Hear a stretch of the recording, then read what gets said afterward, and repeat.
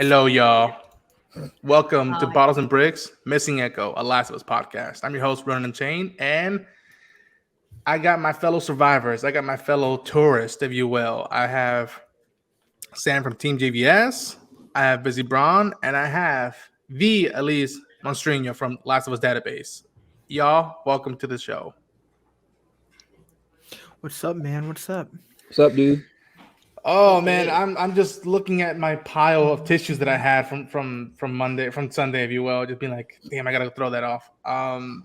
But I am so pumped to talk about a fan favorite character in Tommy. Before we go into the character, I want to give Elise just a moment to give us her input of her review or thoughts about the latest episode. And for those who want to see and hear more, go to her channel, Last of Us Database, to hear more. But I want to have fresh takes. So, Elise, what did you think of Kin? Oh, well, first of all, thank you guys for inviting me to be here. I really appreciate it. It's gonna be fun talking about Tommy, Hell Uncle yeah. Tommy. Hell yeah.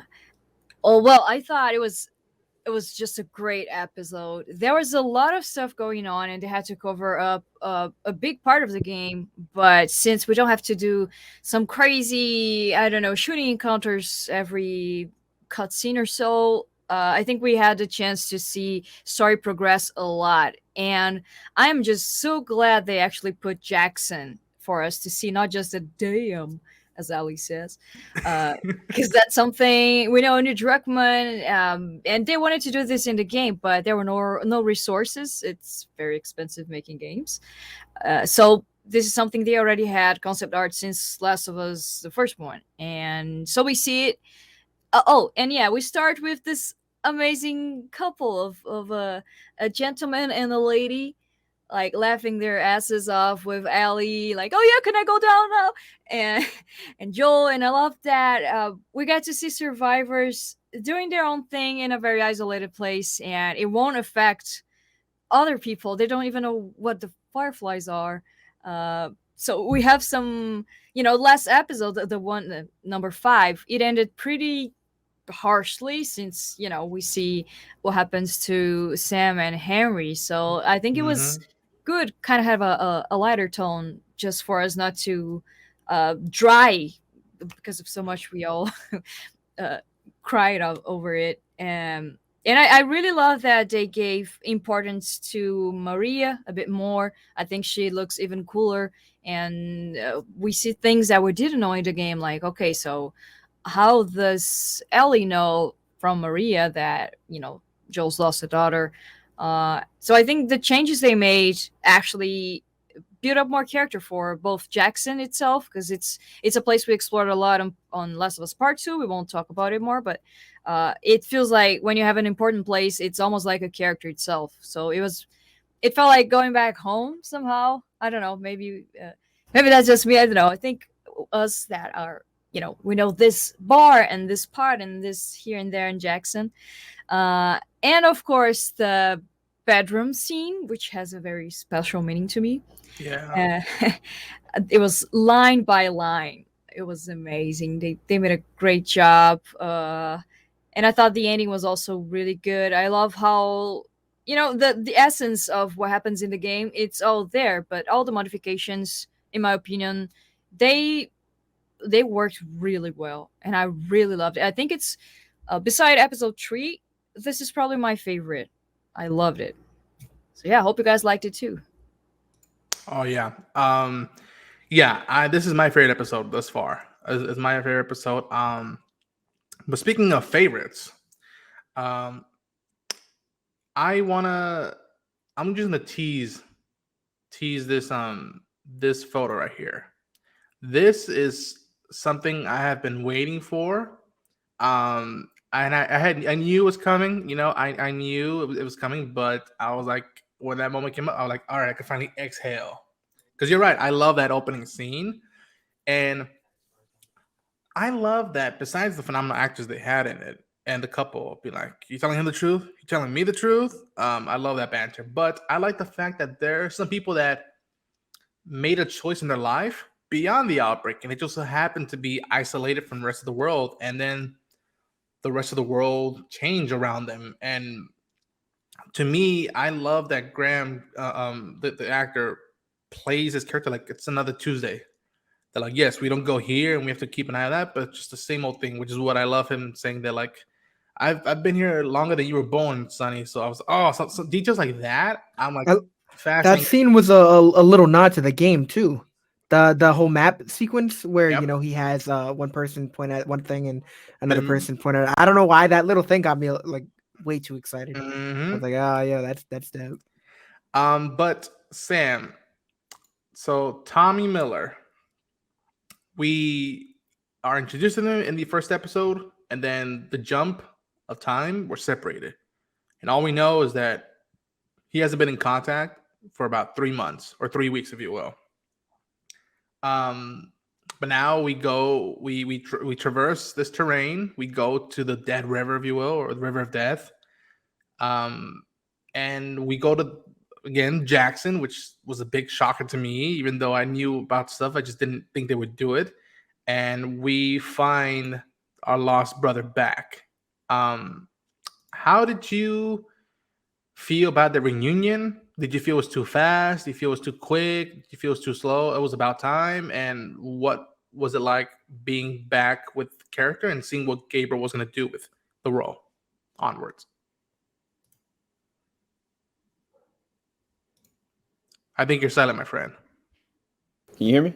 Yes. Yeah, There hear we me? go. Yeah. So initially I was hesitant because I was like, I don't know. I don't know if there's enough episodes to justify how this is going to progress, but the way that they wrote it, specifically the first episode and then transitioning 20 years later, you're not knowing what happens in those 20-year gaps, but this episode solidified a lot. Just those conversations between Joel and Tommy left you this impression that the time that they were together, it was kind of toxic. They had to kind of lean and do things they wouldn't normally do. But I also love how they introduced Tommy in the first episode anyway, because it's like it was alluded that, okay, maybe one of them or both of them are possibly military trained. They blatantly bring it up. That's one of the things that kind of Joel talks to Ellie about, like, yeah, he's the soldier. He's this, that, and other. He's still following orders. I think that they executed it perfectly. They wrote him perfectly in this episode, but it makes so much more sense how they go from the first episode to this, because it's kind of like with this one now they've made changes to him, but changes that I love, like him being completely married to Maria, them having a baby coming, and also like him kind of trying to disconnect from Joel, but at the same time it solidified them as brothers. And I think that Gabriel Luna, oh, he was phenomenal in this, not just because he identifies, as Tommy in every way, shape, or form from the game, but he kind of made it his own, because there were certain nuances that he had. It was kind of like anybody that's a father, right? You don't want to sacrifice, outside folks for, like, as soon as you become a father, you stop taking certain risks because you want to make sure you preserve what you have. The moment that he became a father, that changed his whole scope and perspective, even more so than his relationship with his own brother. That's not to say he doesn't love his brother, but it changes the scope of things. And that's not anything that we've gotten from Tommy, even in the game. And it's just fascinating because I know where the story is going. It makes this so much more harder and more fresh and also more tragic, ultimately. But I loved it. I loved the way that they executed writing Tommy in this one, and Gabriel, like, he crushed it. He crushed it. I agree. Busy. So they hug. We get the beautiful music by Gustavo. We see Ellie in the background, both happy and concerned for this moment because of what it means and what it signifies. Um, and we're also introduced by that time. I had a hunch. I'm like, that's gotta be Maria. That's gotta be Mrs. Miller. Um, and we see that they're welcoming, but there's also this big wall of concern of like, well, it's good to see them, but what are they doing here, and what can they bring onwards to us? And the fact that there's some stuff that has to be brought up before they go any further, because they can either hug it out and continue onwards, or they can just exile each other from their lives, but they have to bring up some stuff. What were your feelings about how Tommy was presenting Jackson to Joel? And there goes, one of my favorite lines, communism. Nah, it's not like that. And he's like, it is. We're common community. And Tommy looking like, oh shit, I think we are communists. Actually, his name is Kami now, right? In the Outbreak world, everything we thought and believed in, it's gone down in the trash. So this is, and from the looks of it, this doesn't look too bad. But I understand people's concerns who were new to this episode that were like, is this too good to be true, or what's behind all this? Right. But were you expecting anything else, or raw or humbled about Tommy, or how did you take the conversations that were coming up presented to us? I don't know, man. I don't know. I thought it was interesting because it's like this place, of course, it's something that you can't take for granted. This is, a place where, considering that we see where Joel kind of, has been, stationed for the last, whatever, 20, 15 years, and we've seen how Ellie's been doing, not everyone is fortunate to have this position, to be in this position, excuse me. And, to hear him explaining everything that's, going on, and to hear even just Maria talking about it, of course, we have the people that were, living on their own, miles out, talking about how we don't go over there. That's like the river of death or whatever they called it. So it's like they're doing what they have to do to, keep people away. But at the same time, it's like they're just trying to preserve what they have going on. And I think the little conversations that I did enjoy a lot were like the ones with Ellie and Maria, where Ellie was saying, yeah, like your people almost killed me. It's like, and she was trying to say like, you guys are kind of terrible people. And they're like, no, we only go after the people that are, trying to harm us. And they're trying to make it clear that they don't hurt, people that don't deserve it. And it just kept bringing me back to, Tommy's whole thing, where it's like Joel and Tommy had to do things where they had to hurt people that may have not even deserved it, and of course, I don't know. It was just like, Tommy was on board with, doing what he needed to do to protect Jackson. Like, if it's justified, it's fine. But, it was just, I don't know. It was just interesting to hear that because, of course, him and Joel have that huge argument about everything, about, like, just because you're stuck in the past doesn't mean I have to be. Like Tommy is trying to prove to himself that he's a different person, and it's, I don't know. It's just really cool to see everything that they've built. And I don't know. There's a lot of things that you can say, but it's just been cool to kind of just see him, I guess, happy in a way, I guess. Yeah, I love that there's still feeling of like, yes, I am the little brother, but I am my own man now. I'm not I have to be completely linked to you. I don't need you to take care of me. I am your older, I am your little brother, but I can hold it on my own, and I am trying to build a future on my own. Now, I want you to be a part of it. You're welcome to be a part of it, but that doesn't mean you're going to be running what I do, when I do, and how I do it. Okay, this is going to be for everybody. So we get, again, within a span of maybe half an hour, we get both these vibes of like, I'm so happy to see you, but like, I'm going to tear your effing head off if you do one more, push me, or, say something else again. I am the mind that I am so mixed. I understand completely where Tommy's from, because I've been trying to, in that vibe of like, I want to do my own thing. I need to live my own life. Doesn't mean I want to negate my family. Doesn't want to negate my roots, but I have to see the world and see what life is in my terms. But I understand where Joe's coming from. Like, you threw away just letting me know if you're okay, your brother, for this utopia. And where's the regard into that? And again, the jabs of like, I'm gonna be a dad, and Joe being like, we'll see, and being like, just because life stopped for you doesn't mean it's to stop for me. Brutal as hell, but true in a way. It's just timing, and it's weird seeing people's points of views. Did any of you agree with Tommy? Did any of you agree with Joel? Or were you all like in the middle, be like, guys, let's just take a break. Nobody needs to put any guns or bottles out. Let's just chill. This is happening very too fast. How did y'all feel about that bumbling tension?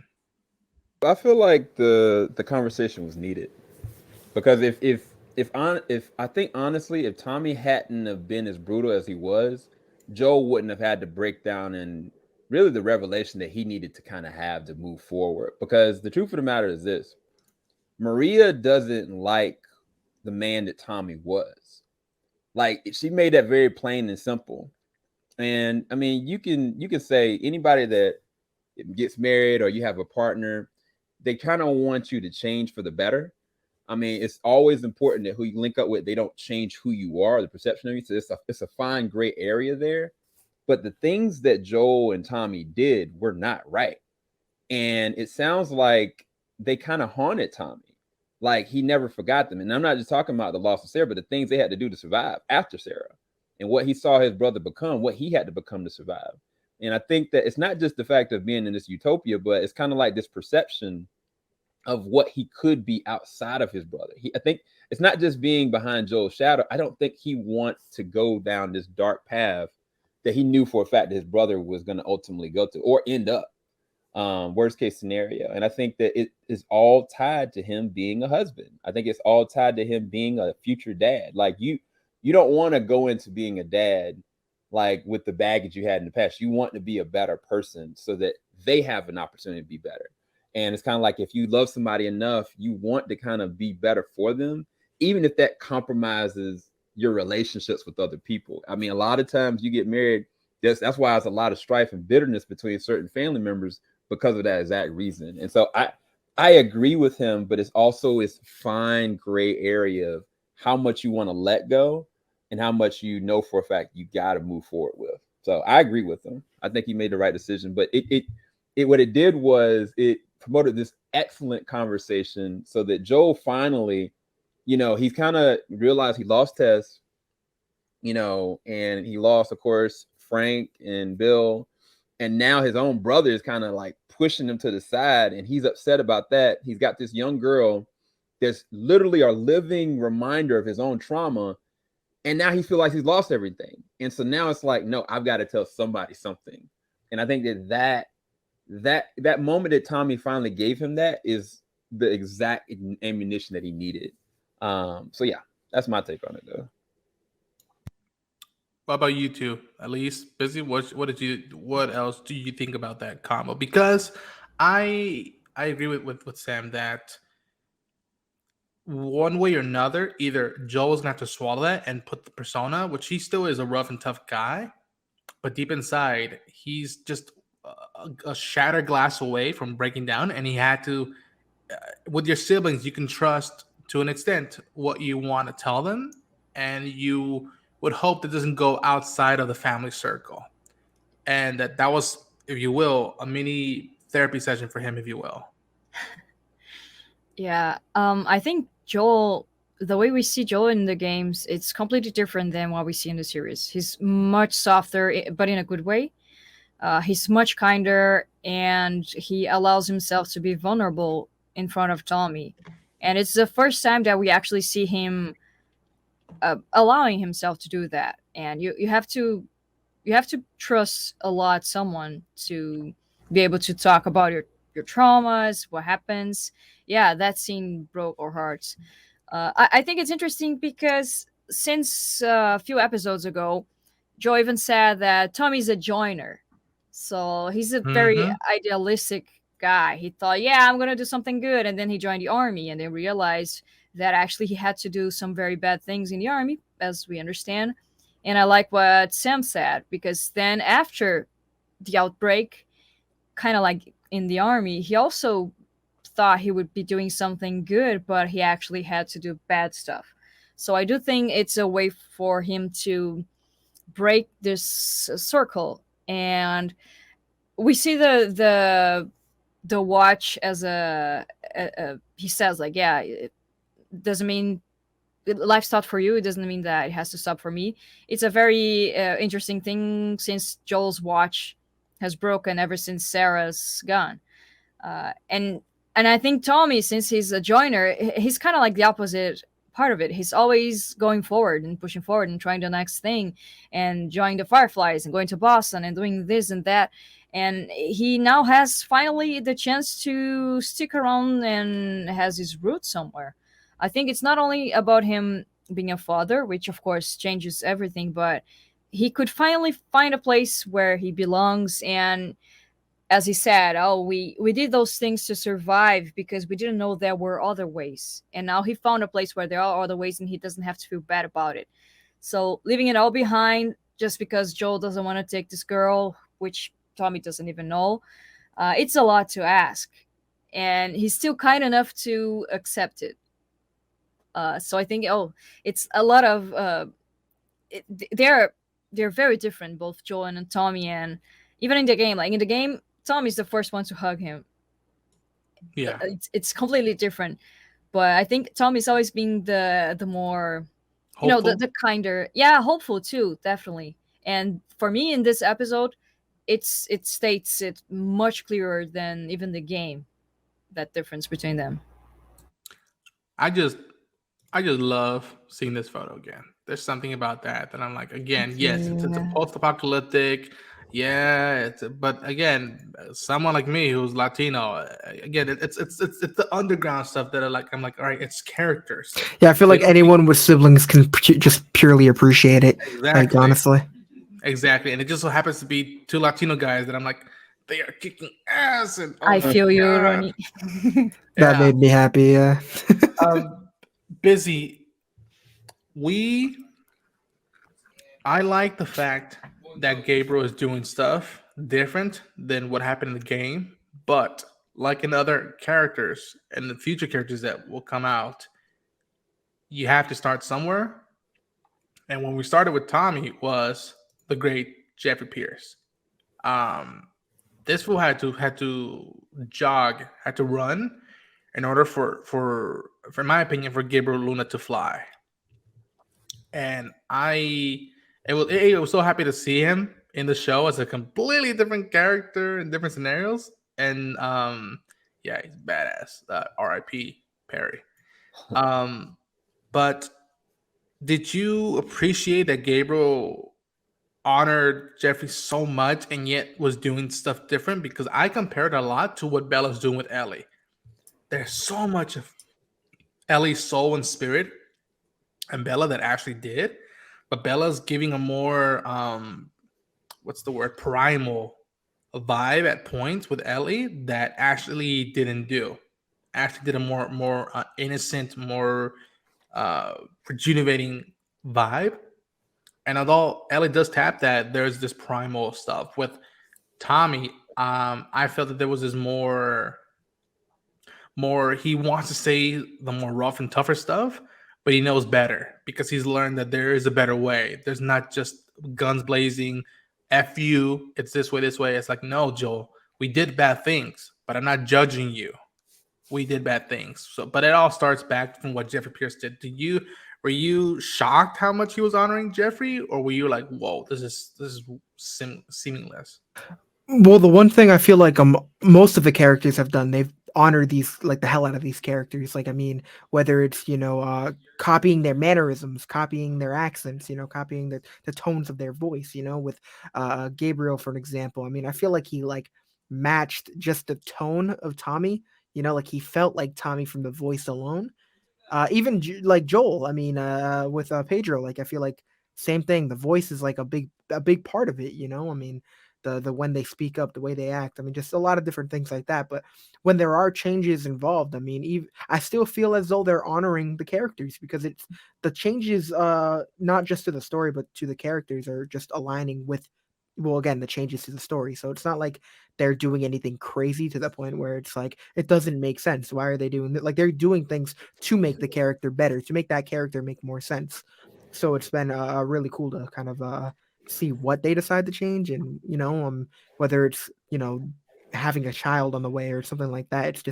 It's been really cool to see the little changes because I mean the fans like us, for an example, that are huge like fans of the games, just little things that are keeping us on our toes. Something as big as having a child, because of course that Mm-hmm. that gives him more of an excuse to be kind of like nervous on going on the road again. Like, why would you want to go on the road when you have a wife, when you have a kid, for a kid you don't even know, for a man you haven't seen? Obviously, it's his brother, and it's just that like he has so much to lose, and like it's just there's so much more on the on the line at this point. So it Yeah, just makes things a little more crazy. So it's like even if he did say no, I would not have blamed him whatsoever. And me it neither. just it's just such a Tommy thing to do, to want to go out of his way for his big brother, even though he has all this stuff waiting for him at home. And again, not many people can say they have a home in this universe. So Exactly. it's just cool. Like I've enjoyed everything so far. Yeah. I, again, I can't speak to people who are very who don't like it or not vibing with it. I can only say that I go back and forth on which version I prefer. Uh, but seeing this new lens of Tommy and Joel, it only makes me appreciate what Troy and Jeffrey did so much more. Um, and something I picked up, and maybe it's just super me being a freaky cinephile, but something as simple as seeing the juxtaposition of color in their clothing, in their hair, saying so much about the characters. How blue signifying possibly the hopeful, if you were looking for the light vibe in Tommy, and you seen the brown, dusty, wrinkled sides of Joel's jacket, seeing being like, well, he's been weathered, and this is the way it is if you want to keep going, if you Nah, want to yeah, survive, yeah, not live exactly. but survive. The way I saw it was like, with Joel, I mean, this is a worn out man, a worn down dude. Yep. Where we have Tommy over here who's repurposed, who's fresh, who's looking forward to, something new. So it's Yeah. like the outfits did say a lot without, of course, saying anything at all. So it did really get me excited for what's to come. So I mean, I don't know, they're doing a really good job with this. Yeah, because it was interesting. Because the first time we watched it, well, at least me and Ronan, the color grading wasn't done yet. ADR No. wasn't done yet. VFX wasn't done yet. So we kind of looking. I was like, this looks good, but it's not finished. But then when you look at the finished product, it's like, okay, this makes so much more sense. And Mm-hmm. the other underlying thing is with Joel dealing with these panic attacks and not being able to mentally cope. And when he has these small moments, it's like glimpses into the past and hope, but it seems at times it's just terror. And it's all because he's connected with this little girl. Because the thing I was going to bring up, Ronan, is the fact is that the only reason why he was trying to get a truck is to get to his brother. And he's so much dealing with his own trauma that he was willing to send his brother off. The reason why he was trying to get a truck is to get to his brother, to send his brother off to take this girl on because he couldn't deal with it. That didn't even make any sense. When more I thought about it the second time, I was just like, wait, Joe, what you thinking about, man? What are you doing? He's like, I can't handle it. And I get it. I get it. But I think Tommy, yeah, I think you hit the nail on the head. It's like his colors are just hopeful. Like even when you first see him, he's kind of like he's like, it's like, oh, this is about to be emotional. Here we go. Yeah. To start wrapping things up, I'm gonna ask it. What was your favorite scene with Tommy? And this is tricky because there's a lot of good moments, but there's the big argument, but there's the confession. For you, which one is it? I'll go last. For me, I really enjoyed the although I enjoyed the bigger scenes, like Joel coming out and saying everything that happened. I really enjoyed the little like quips that he was throwing out at Joel. Joel has made it clear he's not really too fond of Maria. Same thing with Maria of Joel, a little more on Vice Maria's versa. part.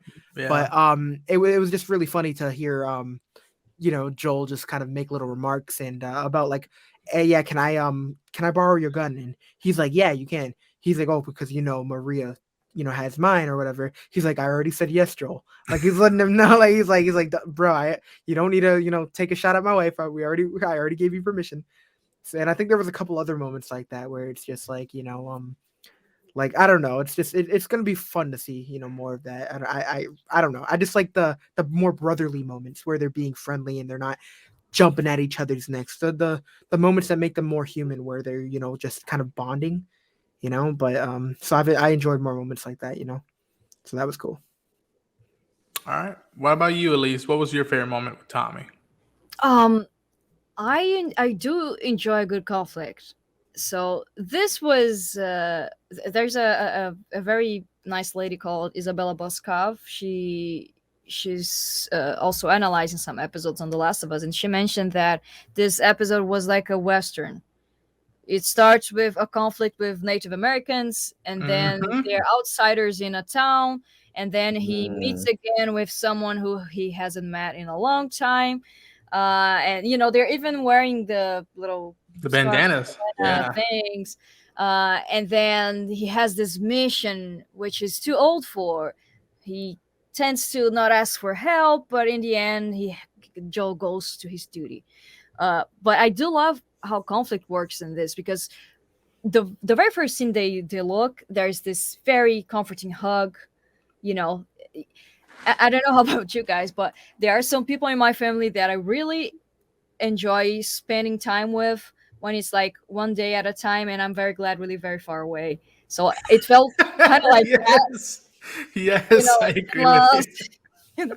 So you haven't That's the seen your most relatable thing I've ever heard in my life. isn't it? It's easy to like someone when you don't have to live with them or to interact with them very much. And they're brothers in a place where the world went to shit, so of course they had to do and see and argue with very bad things that we don't see on screen.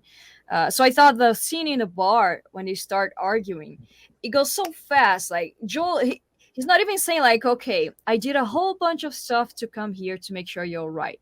He was saying like, yeah, there's this girl and I had to bring her there, and I was passing by, and Tommy reads him because Tommy knows him. It's his brother. So I think this whole bar scene, especially since it brought up the differences between them and then the conflict.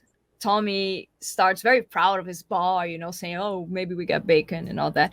And it's like that when you have siblings or someone in your family. I thought this was so relatable, but at the same time, it says a lot about how these characters work both with each other and with other people. Because Tommy's all sweet with Maria, but then with Joel, it's in a like second they're fighting. So I thought it was very well written and very well performed by Pedro and Gabriel. I agree. yeah, so Elise took my scene. So I'm Oh, going to take my sorry. second other favorite scene, which is Joel breaking down. But I'll preface it why I think it's one of my favorites, because the truth of the matter is Tommy probably has never seen Joel this bad off since Sarah, right? So the worst time in Joel's life, he was there. We didn't get to see it on screen. We just knew the aftermath based on exposition.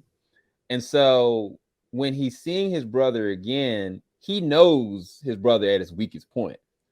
But even with this, it's the look in Tommy's eyes and him just allowing himself to listen and be present. He doesn't have to say a word. It's just allowing his brother to be able to vent. And that any good brother or any good friend, you don't talk over a person. You don't say, "Oh, it's gonna be okay," or "Don't worry about," like, no, you just listen and you're present. And I think that environment, even though it was all, Pedro acting, but you could still feel that brotherly bond because there's a transition happening. Like Tommy didn't have to listen to all that. He could have been like, "Oh, well, Maria needs me to get me back. I'll take care of it. Don't worry about it." Like, no, like he let his brother completely vent and then had a willingness to still move forward against his own wife's wishes. And I was like, that is the essence of real, true devotion and brotherly love. And I thought it was fascinating. I mean, it's just an added layer because it adds an extension to a Joel that we've never seen before, but it still feels like the same Joel. And then Tommy, sometimes Tommy in the game can just be cold. Like, I mean, it's not that much I really feel from him, but with this, it's so much more tangible. So yeah, that I'll take that scene. Yeah, to me, it was the goodbye. It was once Ellie says, "Let's go." And he's like, "Okay."